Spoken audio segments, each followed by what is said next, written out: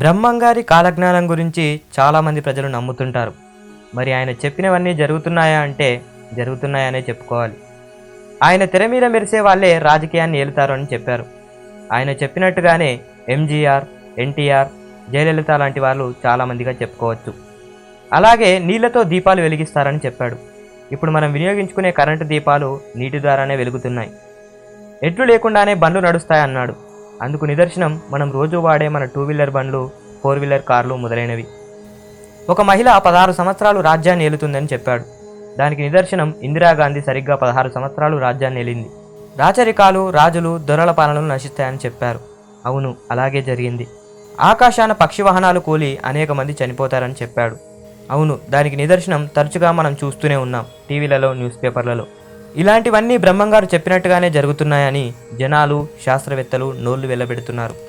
ఈ వీడియో చూస్తున్న వారికి ఒక రిక్వెస్ట్, ఇప్పటికీ ఈ వీడియో చూస్తూ మా ఛానల్ని సబ్స్క్రైబ్ చేయకపోతే ప్లీజ్ సబ్స్క్రైబ్ చేయండి. ఎందుకంటే ఇలాంటి ఇంట్రెస్టింగ్ విషయాలన్నీ మీ కళ్ళ ముందు ఉంచుతాం. ఇంకా బ్రహ్మంగారు ఏం చెప్పారంటే, ఇంటికి యజమానులు ఉండరు, ఎవరికి వారే యజమానులు అవుతారు. ఉమ్మడి కుటుంబాలు నశించిపోతాయి. ఆడ మొగలు, బావి వరుసలు నీతి నియమాలు లేకుండా ప్రవర్తిస్తారు. మతాంతర వివాహాలు, కులాంతర వివాహాలు జరుగుతాయి. బియ్యం ధర విపరీతంగా పెరిగిపోయి దాంతో ఆకలి చావులు చేస్తారు. ఆడవాళ్ళ ఆయువు పెరుగుతుందట, పురుషులకు ఆయువు తగ్గుతుందట. వేశ్యల వల్ల ప్రజలు భయంకరమైన వ్యాధులకు గురవుతారు.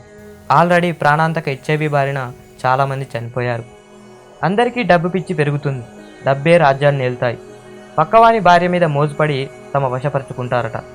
దేవస్థానాలు పాపాత్మల వల్ల నాశనం అవుతాయట. చిత్ర విచిత్రమైన మిషన్స్ తయారు చేస్తారట, కానీ చావు పుట్టుకలు మాత్రం కనిపెట్టరట. మన సృష్టిని మార్చాలని ప్రయత్నిస్తారు. నేనే కలికిని అని పుట్టగొడుగుల్లా దొంగ స్వాములు పుట్టుకొస్తారట. ఒక పంది సౌదీ అరేబియాలోని మక్కా మసీదులో ప్రవేశిస్తుందట. దాంతో ముస్లింలు, ఇతర మతస్థుల మధ్య యుద్ధం చెలరేగుతుందట. అప్పుడు ముస్లిం సైన్యం పెరిగిపోయి భారతదేశంలోని కృష్ణానది వరకు వస్తుందట. మన సముద్రాలలోని క్రియేచర్స్ అన్నీ చనిపోయి సముద్ర పోటీకి వచ్చి చేరుతాయట.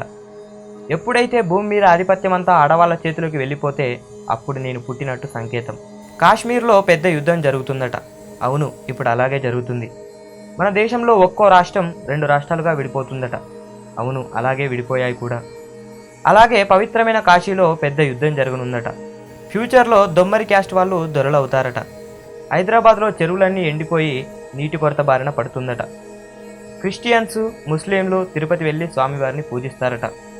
మాలలు, మాదిగలు తిరుపతిలో పూజారులుగా ఏలుతారట. రాబోయే కాలంలో ప్రజలకు దేవుని మీద భక్తిపోయి తిరుపతి రావడం మానేస్తారంట. అప్పుడు తిరుమలలో జనాలు రాక పాడుబడి పందులు తిరుగుతాయంట.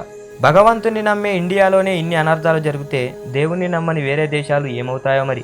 గోదావరి, కృష్ణానదుల ప్రవాహం పెరిగి వాటి తీరాలలో బ్రతికే ప్రజలు చనిపోతారంట. ఢిల్లీపై బాంబుల వర్షం కురుస్తుందట. దేశ రాజధాని ఢిల్లీ నుండి అనగొందికి మారుతుందట. అదే సంవత్సరం నెల్లూరు జిల్లా నీట మునిగిపోతుందట. డబ్బులు అప్పులు తీసుకొని ఎగ్గొడతారట. దానికి ఎగ్జాంపుల్ విజయమాల్యా నుండి పెద్ద పెద్ద బిజినెస్ మ్యాన్ల వరకు రాజకీయ నాయకులు, పేదవాళ్ళు కూడా డబ్బులు ఎగ్గొడుతూనే ఉన్నారు. మనుషులు అబద్ధాలు అరాచకంగా వాడతారట. తప్పుడు ప్రమాణాలు చేస్తారంట. వితంతువులు మళ్ళీ పెళ్లి చేసుకొని బ్రతుకుతారంట. ధర్మం నశించి అధర్మాలు పెరిగిపోయి పాపాలు కూడా పెరిగిపోతాయంట. తీసుకోవాల్సిన దానికంటే ఎక్కువసేపు విశ్రాంతి తీసుకొని మనుషులు బద్ధకస్తులుగా తయారవుతారట. ఆల్రెడీ ఇప్పుడు జరుగుతూనే ఉన్నాయి. ప్రజలు డబ్బులు ఎక్కువ సంపాదించి ఎక్కువ ఖర్చు పెడతారంట. భోగభాగాలకు ఎక్కువగా బానిసలవుతారట. పాడి పంటలు నశించిపోతాయట. తండ్రి కొడుకుల మధ్య వినయ విధేయతలు తగ్గి తరచుగా పోట్లాడుకుంటారట. అడవి మృగాలు గ్రామాల్లోకి, పట్టణాల్లోకి ప్రవేశించి జనాలను చంపేస్తాయట. విశ్వబ్రాహ్మణులకు వృత్తులు నశించిపోతాయట. ధర్మ అధర్మాలను తప్పి ఆడపిల్లలు పుడితే వాళ్ళను అమ్మేస్తారట. నపుంసకులు చాలా ఎక్కువగా అవుతారంట. అడవులు శూన్యం అవుతాయట. మనుషులు లేకుండా మాటలు వినిపిస్తాయట. అదేనండి మనం మాట్లాడే మొబైల్స్, టీవీలు, రేడియోలు లాంటివి. కృష్ణానదిలోని నీళ్లు విజయవాడ కొండమీద దుర్గమ్మ ముక్కుపోగు వరకు చేరుతాయట.